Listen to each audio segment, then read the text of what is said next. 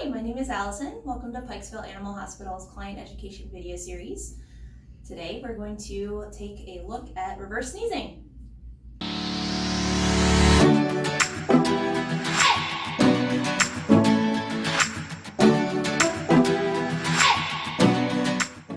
So today we're going to show you two examples of reverse sneezing.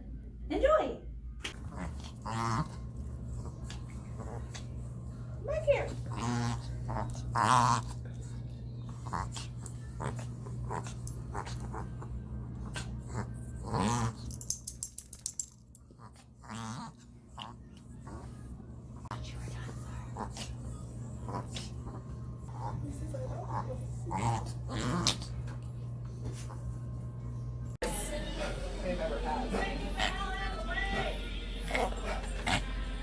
Do you guys want to finish off these cherries?